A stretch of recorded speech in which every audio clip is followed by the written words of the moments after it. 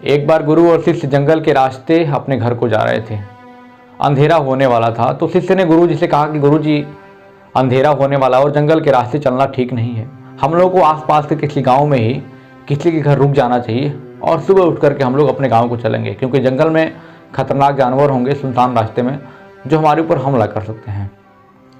गुरु जी कहे चलो ठीक है, कहीं आज विश्राम करते हैं, कल सुबह को निकलेंगे हम लोग वहाँ से।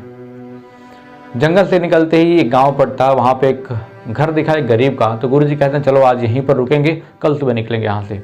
शिष्य ने दरवाज़ा खटखटाया, घर से एक गरीब आदमी निकलता है और कहता है कि बताइए हम कैसे मदद कर सकते हैं आपकी।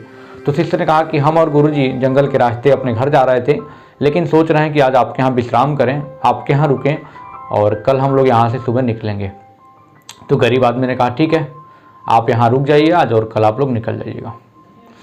गुरु जी ने उस गरीब आदमी से पूछा कि आप क्या काम करते हो, क्योंकि गुरु जी ने उसकी स्थिति देखी तो बहुत ख़राब थी, बहुत गरीब आदमी था।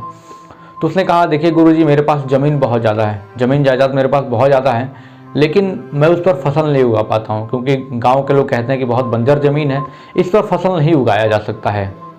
कितना भी मेहनत कर लो कोई फसल इससे नहीं निकलने वाली, कोई फसल नहीं उगा सकते हो।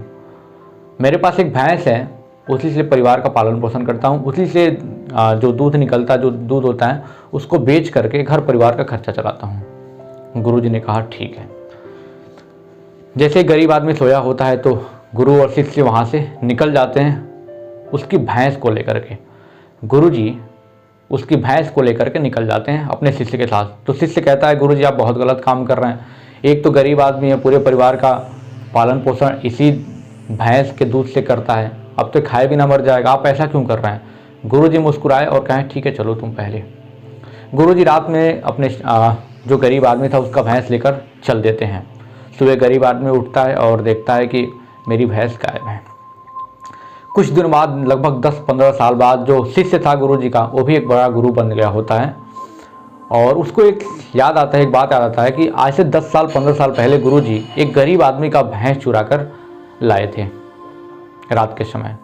आज चलते हैं उस गांव में, देखते हैं उसकी स्थिति क्या है। उसकी स्थिति बहुत ख़राब हो गई होगी, शायद वो मर भी गया होगा, उसका परिवार पता नहीं कैसे होगा, कैसे जी रहा होगा, खाए बिना मर रहा होगा।